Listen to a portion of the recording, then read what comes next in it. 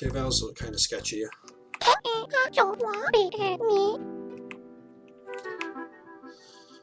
Thanks for not giving me those noises. As conceived in 1632 by Portuguese printing press operator André Felipe, boxing was a gentleman's game in which two men would square off and regale each other with stories monotonous for days on end, until one of them fell to the ground from boredom or exhaustion.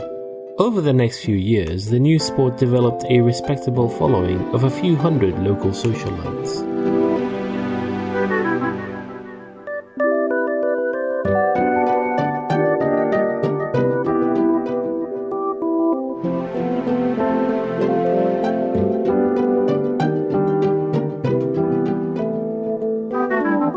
It was Felipe's son, André Felipe, who developed what he called the punching strategy in 1637 after seeing a schoolboy strike another in anger, causing him to fall down.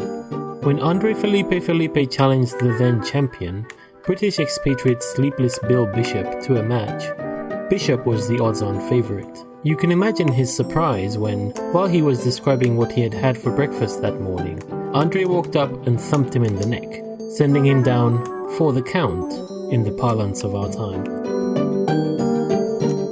While it was universally agreed that the boy had violated the spirit of the game, officials were unable to find any actual rule that punching violated, and were forced to let the victory stand.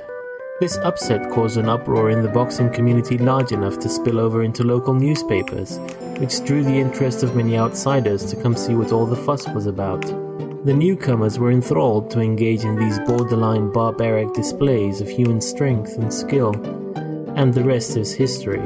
After a few spoiled sport school moms single-minded about safety added the padded gloves, of course. Today's boxing enthusiasts fantasize about a newcomer that would rock the ring the way Felipe did. Calcification of the modern rule set has essentially locked the punching strategy into place, but it's easy to get caught up in the fantasy. Young scholars with big dreams often enter the ring with their crazy new trick, usually a variant of hypnosis, and though they've achieved the occasional victory, none of the gimmicks have been robust enough to make it to the big time. The real wonder, though, is that André Felipe's original vision of boxing is still around. Gentlemen's boxing clubs can be found in cities all over the world. You can visit one most any day of the week, and see two erudite gentlemen exchanging pleasantries in the ring. Most people only come to watch a few hours of a match, and then leave, but every once in a while you'll find amongst your elders a stout fellow, a die-hard fan, who perhaps witnessed that historic battle between Felipe and Bishop, who for love of the sport must stay to witness the last glorious seconds of wakefulness slip away, only to return to fight again another day.